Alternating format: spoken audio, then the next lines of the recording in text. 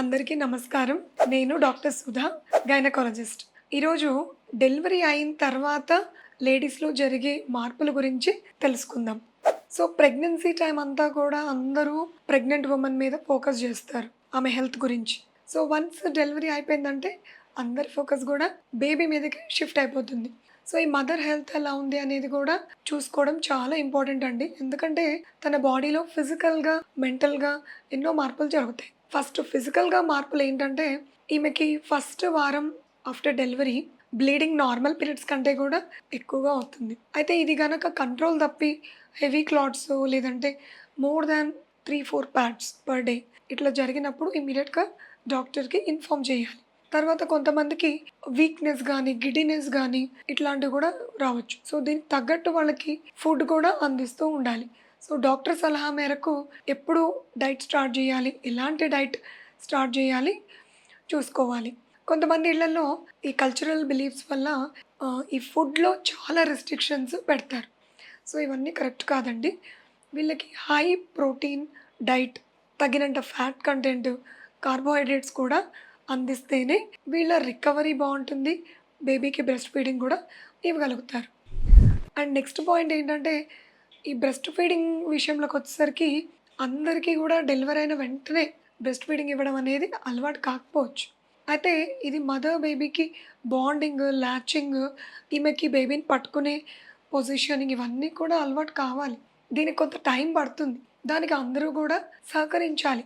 Even family members. అంతేగాని నువ్వు పాలు సరిగ్గా ఇవ్వట్లేదు, బేబీకి సరిపోవట్లేదు, ఇటువంటి నెగెటివ్ స్టేట్మెంట్స్ వల్ల ఈ ఈ డెలివరీ అయిన లాక్టేటింగ్ వుమన్ బాధపడడము, డిప్రెషన్ గురవ్వడము, లేదు వాళ్ళకి లో ఫీలింగ్స్ డెవలప్ అవ్వడము కూడా జరగొచ్చు. వీళ్ళెప్పుడు కూడా ఎంకరేజ్ చేస్తూ బేబీ పొజిషన్స్ గానీ, ఫీడింగ్‌కి ఎలా హెల్ప్‌ఫుల్ పొజిషన్స్ గానీ, ఇవన్నీ వాళ్ళకి ఎక్స్‌ప్లెయిన్ చేస్తూ అందరూ కూడా హెల్ప్‌ఫుల్‌గా ఉండాలి. అండ్ నెక్స్ట్ ఇంకొక చేంజ్ ఏంటంటే, కొంతమందికి legs swelling are face swelling గూడా రావచ్చు. ఎందుకంటే ఎక్కువగా సిజేరియన్ డెలివరీస్ అయినప్పుడు వీళ్ళు మొదటి 24 అవర్స్ కొంచెం బెడ్‌లో రిస్ట్రిక్టెడ్‌గా మూమెంట్స్ తోటి ఉండొచ్చు. అండ్ ఫ్లూయిడ్స్ కూడా ఇన్‌ఫ్యూషన్ జరుగుతూ ఉంటాయి. వీటి వల్ల కొంతమందికి స్వెల్లింగ్స్ రావచ్చు. ఇది కూడా డాక్టర్‌కి ఇన్ఫార్మ్ చేసి దానికి తగ్గట్టుగా మీరు ఫ్లూయిడ్ ఇంటేక్ గానీ, అండ్ మొబిలిటీ లేచి వాకింగ్ అది చేయడం, అండ్ లెగ్స్ కొంచెం ఎలివేటెడ్‌గా పెట్టుకోవడం, ఇటువంటివి చేయడం ద్వారా రిలీఫ్ అవుతుంది. అండ్ వాటర్ లాస్ కూడా జరుగుతుంది ఈ పీరియడ్‌లో. వీళ్ళకి ఎక్కువగా యూరిన్ పాస్ చేయడం, అండ్ వెయిట్ లాస్ అవ్వడం, అండ్ డీహైడ్రేషన్‌కి గురయ్యే ఛాన్సెస్ కూడా ఎక్కువగా ఉంటాయి. ఇవన్నీ కూడా అబ్జర్వ్ చేసుకుంటూ ఫ్లూయిడ్ ఎంత తీసుకోవాలి, డైట్ ఏమేమి తీసుకోవాలి, ఇవి ప్రాపర్‌గా మెయింటైన్ చేయాలి. అండ్ ఇంకొంతమందిలో పోస్ట్ పార్టమ్ బ్లూస్ అంటే వీళ్ళు కొంచెం అప్సెట్ అయ్యే ఛాన్సెస్ ఉంటాయి. ఎలా అంటే ఇది డెలివరీ అయిన మొదటి వారంలో తెలుస్తుంది. అందరూ కూడా డెలివరీ అయిందన్న హ్యాపీనెస్‌లో ఉంటారు.